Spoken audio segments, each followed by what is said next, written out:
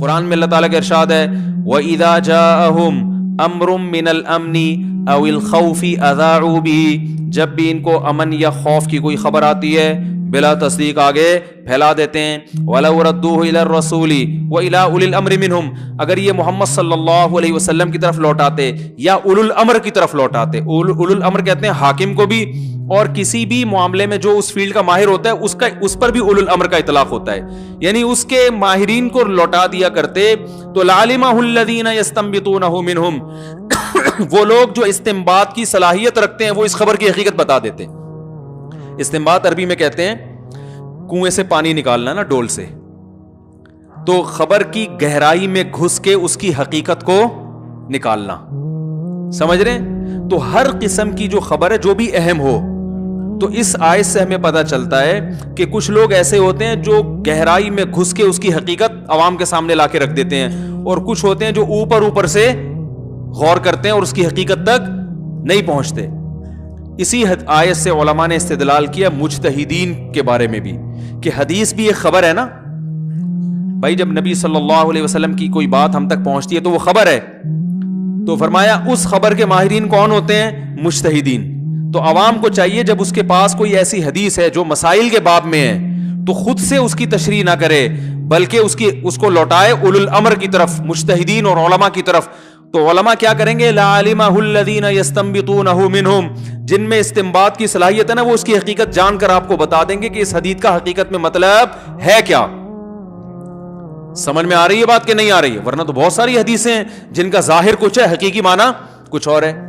رسول اللہ صلی اللہ علیہ وسلم نے ارشاد فرمایا مسلمان جو توحید پر جس کی موت واقع ہو اللہ نے جہنم کی آگ اس پر حرام کر دی ہے. اب اس حدیث کو اگر آپ دیکھو گے تو اس سے تو صاف پتہ چلتا ہے کہ صرف توحید پر موت ہونا کافی ہے، اعمال کی ضرورت بولو بھائی نہیں ہے. لیکن جب علماء سے پوچھیں گے تو علماء بتائیں گے نہیں بھائی، اس سے ملتی جلتی دوسری حدیثیں بھی ہیں جس سے پتہ چلتا ہے کہ جو نماز نہیں پڑھتا اس کو یہ عذاب ہوگا، جو روزہ نہیں رکھتا اس کو یہ عذاب ہوگا. آپ کو پتہ ہے حضرت ابو ہریرہ رضی اللہ تعالی عنہ ایک مرتبہ وہ جا رہے تھے تو انہوں نے حضرت عمر رضی اللہ تعالی عنہ ان کو ملے. وہ حدیث سناتے جا رہے تھے سب کو، من قال لا الہ الا اللہ دخل الجنہ، جس نے کہا کہ اللہ کے سوا کوئی عبادت کے لائق نہیں وہ جنت میں داخل ہوگا. وہ حدیث سنا رہے ہیں سب. حضرت عمر ملے ان کو، حضرت عمر کو بھی انہوں نے حدیث، اور نبی صلی اللہ علیہ وسلم کا جوتا نعلین وہ بطور نعل مبارک بطور دلیل کے بھی کہ میں نے نبی صلی اللہ علیہ وسلم سے یہ حدیث سنی ہے. حضرت عمر ملے نا، حضرت عمر رضی اللہ تعالیٰ عنہ کو بھی انہوں نے حدیث سنائی تو حضرت عمر نے ایسے دھکا دیا، فرماتے ہیں فَخَرَرْتُ عَلَىٰ اسْتِي، میں کولوں کے بر زمین پہ گرا. حضرت عمر ایسے غضبناک ہوئے اور ان کو یہ حدیث سنانے سے منع کر دی. کیوں منع کیا؟ کہ لوگ اس پر اعتماد کر لیں گے، لوگ کہیں گے بھائی ہم نے تو سب نے لا الہ الا اللہ پڑھا ہوا ہے، ہم تو سیدھا کہاں جائیں گے؟ جنت میں. اس کا مفہوم نہیں سمجھیں گے کہ یہ تو کلمے کی ایک فضیلت بیان کی جا رہی ہے. میں صبح فجر کے بعد روزانہ ایک حدیث کی تعلیم کرتا ہوں. آج میں نے 2 حدیثیں چھوڑ دی ہیں. ریاض الصالحین کی میں تعلیم کرتا ہوں نا فجر کی نماز کے بعد اپنی مسجد میں، ریاض الصالحین سے. آج میں نے جان کر 2 حدیثیں چھوڑی ہیں. کیوں چھوڑی ہے؟ میں نے کہا ان کا مفہوم بیان کرنے میں بہت ٹائم لگے گا اور اگر تشریح نہیں کی تو لوگ حدیث کا مطلب غلط سمجھیں گے. اب میں سنا دیتا ہوں وہ حدیث آپ کو کیونکہ میں تھوڑا اس کو ڈیفائن بھی کر سکتا ہوں. رسول اللہ صلی اللہ علیہ وسلم نے فرمایا کہ اگر تم لوگ سب گناہ چھوڑ دو، کوئی بھی گناہ نہ کرے، اللہ اس قوم کو ختم کر دے گا. اگر دنیا میں سارے مسلمان سب ٹھیک ہو جائیں، سارے لوگ مسلمان ہو جائیں اور سب ٹھیک سب نیک بن جائیں تو اللہ سب کو کیا کر دے گا؟ مار دے گا. اور ایسے لوگ پیدا کرے گا جو گناہ کریں اور پھر اللہ سے توبہ کریں. اب میں نے یہ حدیث نہیں سنائی آج، میں نے کہا اس سے گناہوں پر کیا ہوں گے؟ لوگ جری ہو جائیں گے کیونکہ اب ایسے ہی گناہ کر رہے ہیں. کہ اچھا اللہ کو گناہ اتنے پسند ہیں کہ نیک آدمی کو تو اللہ ویسے ہی مار دیں. بھائی اگر اللہ کو گناہ پسند ہوتے تو اللہ گناہگاروں کو جہنم میں ڈالتا ہے؟ بھائی یہ اصل میں توبہ کی فضیلت پر ہے، یہ گناہ چھڑوانے کے لیے ہے کیونکہ گناہ تو کوئی نہ کوئی کسی نہ کسی درجے میں کر ہی رہا ہوتا ہے نا. تو ان کو تسلی دی جا رہی ہے کہ بھائی توبہ اتنی بڑی نیکی ہے کہ اللہ کو اس زمین پر توبہ والی نیکی بھی چاہیے. سمجھ آ رہی ہے بات؟ تو اگر کسی سے گناہ ہو گیا تو مایوس نہ ہو, توبہ کر کے توبہ والی نیکی کا آپشن اس کے پاس ہے. اور یہ نیکی اللہ کو اتنی محبوب ہے کہ دنیا میں اگر یہ نیکی ختم ہو گئی, توبہ والی نیکی, تو اللہ کو ایسے لوگ پسند ہے ہی نہیں. اللہ تو چاہتے ہیں کہ گڑ گڑاؤ میرے سامنے تاکہ مجھے معاف کرنے میں مزہ بھی تو آئے نا. رحمت تو جب ہی ظاہر ہوگی جب تمہاری حرکتوں کی وجہ سے جہنم واجب ہو چکی تھی, مگر میں اپنی رحمت سے اس کو معاف کر دوں. تو مزہ آتا ہے مجھے معاف کرنے میں. وہ معاف کرنے کا مزہ جب آئے گا جب غلطی بھی تو ہو تم سے.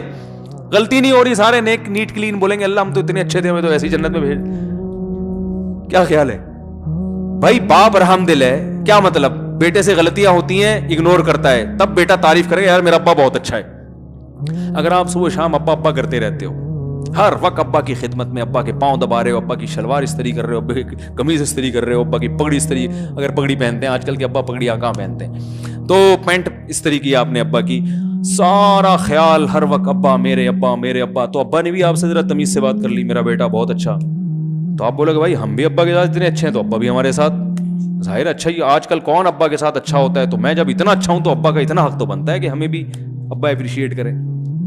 لیکن آپ نالائق, اور باپ ہر جگہ آپ کے آگے آ کے کھڑا ہوتا ہے, کہہ رہا ہے بھائی نالائق ہے لیکن ہے تو اپنا ہی نا. کیا خیال؟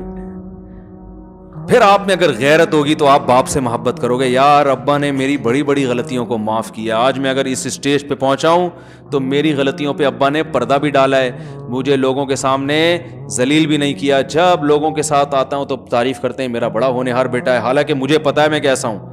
ایک وقت آئے گا آپ کا دل ابا کے لیے پگھل جائے گا. تو اللہ پتہ ہے کیا چاہتے ہیں بندوں سے؟ اللہ کہتے ہیں یار نماز بھی پڑھو, روزہ بھی رکھو, سب کچھ ہے, لیکن پہلے محبت تو کرو.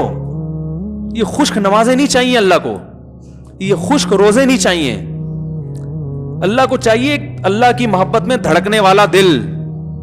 وہ دل جب ہی دھڑکتا ہے جب انسان سے اگر گناہ ہو جائے اور اسے پتا ہے میرے لیے جہنم کی آگ ہے, گناہ ہے, میرے پاس کوئی آپشن نہیں ہے, اللہ سے گڑ گڑاتا ہے اللہ معاف کر دے معاف کر دے, تو اللہ کو اتنا مزہ آتا ہے کہ بھائی سزا بنتی تھی مگر میں کیا کر رہا ہوں, معاف کر رہا ہوں اس کو. تو یہ شان جب ہی ظاہر ہوگی جب گناہ بھی تو ہو.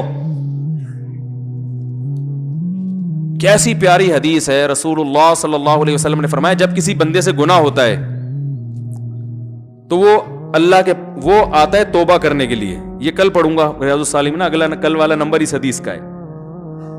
تو وہ جب آتا ہے اللہ کے سامنے توبہ کرتا ہے کہ اللہ مجھ سے گناہ ہو گیا مجھے معاف کر دے, تو اللہ تعالیٰ فرشتوں سے کہتے ہیں دیکھو اے فرشتوں, اس بندے سے گناہ ہوا, بہت سوں سے گناہ ہوتے ہیں, اس سے بھی ہوا, بہت سے میرے پاس معافی مانگنے نہیں آئے, یہ آیا ہے. کیوں؟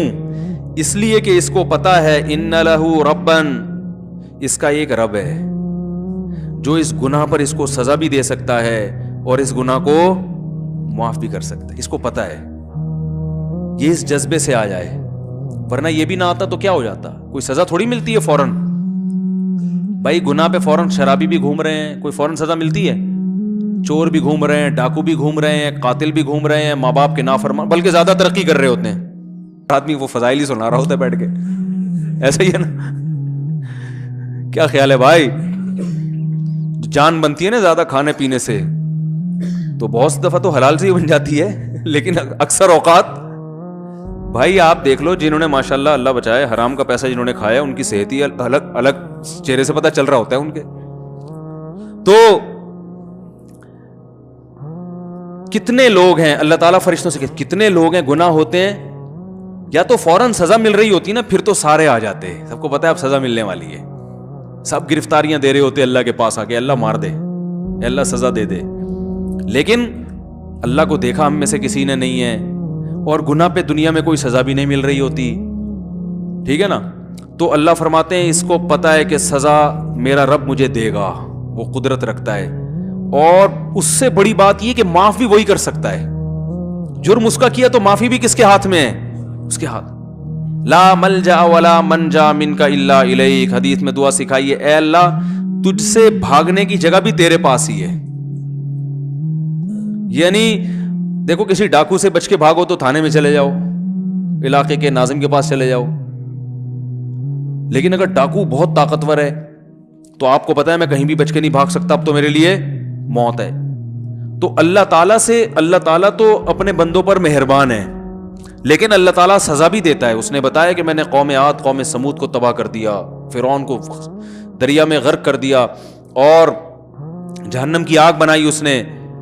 لیکن اللہ تعالیٰ جب دشمنی پہ آئے تو وہ ایسا ہے کہ اس سے آپ بھاگ نہیں سکتے, تو اب اسی کے پاس آگے آپ کو اسی کے پاؤں میں گرنا پڑے گا. ایک واقعہ ہم نے بعض بزرگوں سے سنا ہے, اس کی سند کی مجھے تحقیق نہیں ہے. لوگ کہتے ہیں سند کی تحقیق نہیں ہے تو سنا کیوں رہے ہو؟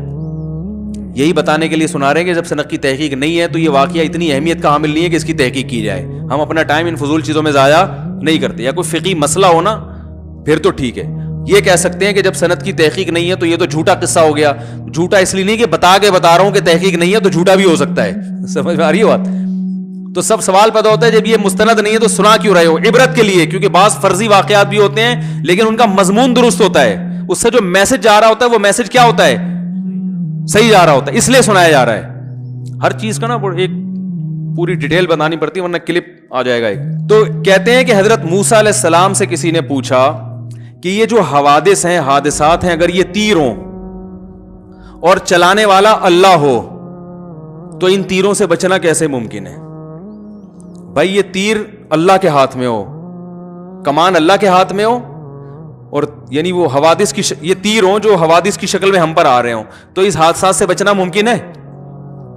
تو کہتے ہیں موسیٰ علیہ السلام نے کہا ایک ہی طریقہ ہے کہ جو جس کے ہاتھ میں کمان ہے اس سے دوستی کر لو. کیا خیال ہے بھائی؟ اس کے علاوہ آپ کے پاس کوئی آپشن نہیں ہے. اگر آپ یعنی تیروں سے بچنا آپ کے لیے جب ہی ممکن ہے جب تیر چلانے والے سے دوستی کر لو. تو جب تیر چلانے والے سے دوستی کرو گے تو معاملہ سیٹ ہو جائے گا. تو اللہ کا معاملہ بھی ایسا ہے کہ حدیث میں آتا ہے جب کوئی گناہ کرتا ہے تو اب اس کے پاس آپشن کیا ہے؟ اللہ سے بچ کے جانا کس کے پاس ہے؟ اللہ ہی کو منانا ہے کہ اللہ تجھے ستایا تو اب تو ہی معاف کر سکتا ہے. تو اللہ کو یہ ادا اتنی پسند آتی. گناہ کرنا پسند نہیں آتا اللہ کو, غضب آتا ہے اس پہ. گناہ سے پلٹنا پسند آتا ہے. اب اس نیت سے کوئی گناہ کرے کہ میں پہلے گناہ کروں گا تاکہ پلٹ کے اللہ کو راضی کروں تو وہ بیوقوف ہے. بھائی اس کی مثال علماء یہ دیتے ہیں کہ جب آپ کا زخم بھرتا ہے تو والدین خوش ہوتے ہیں نا, آپ بھی خوش ہوتے ہو. لیکن آپ اس نیت سے زخمی کرو اپنے آپ کو دوبارہ کہ پہلی دفعہ جب مجھے زخم ہوا تھا تو جب میں ٹھیک ہوا تھا تو بڑی خوشی ہوئی تھی, اب میں دوبارہ اپنے ہاتھ کاٹتا ہوں تاکہ میں ٹھیک ہوں تو مجھے خوشی ہو. تو یہ پرلے درجے کا بیوقوف ہے, حماقت. ابے بھائی تو پہلے سے ٹھیک ہے تو خراب کیوں کر رہے اپنے آپ کو؟ تو اسی طرح علماء کہتے ہیں گناہ ہو گیا تو توبہ کرو.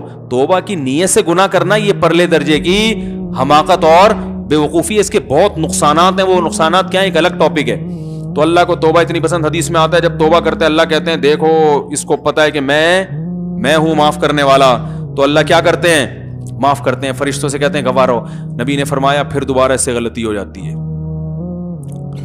اب یہ پھر پریشان ہوتا ہے, یار میں نے تو اللہ سے معاہدہ کیا تھا اب نہیں کروں گا, اب دوبارہ ہو گیا. تو یہ پھر اللہ کے پاس آتا ہے, اللہ معاف کر دے. تو اللہ کہتے ہیں دیکھو دوبارہ غلطی ہوئی ہے, اب یہ پہلے سے بھی بڑا جرم ہے. ایک تو گناہ, اوپر سے اللہ سے کیا ہوا ایگریمنٹ توڑا اس نے, لیکن اس کو پتا ہے اس گناہ پر بھی سزا دے گا کون؟ اللہ. اور معاف کون کر سکتا ہے؟ اللہ. تو اس جذبے سے دوبارہ معافی مانگ رہا ہے, بار بار آتا ہے, بار بار معافی مانگتا ہے. اللہ ہر دفعہ فرشتوں کو یہ کہہ کے معاف کرتے ہیں اس نے نہ مجھے دیکھا نہ میرے عذاب کو دیکھا. اس گڑگڑانے کو اللہ پسند کرتے ہیں.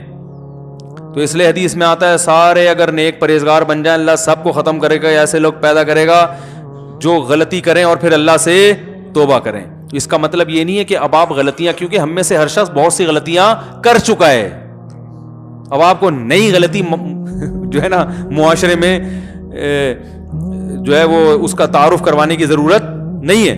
تو توبہ کی ترغیب ہے, یہ غلطیاں کرنے کی ترغیب. اس کو نبی صلی اللہ علیہ وسلم نے اس انداز سے ڈیفائن کیا ہے, اس انداز سے سمجھایا ہے تاکہ توبہ کی, ورنہ ایسا ہوگا نہیں. تو یہ توبہ کی اتنی بڑی فضیلت ہے. اب اگر آپ ادھوری حدیث سنیں گے نا تو فوراً لوگوں کا ذہن کہاں جاتا ہے؟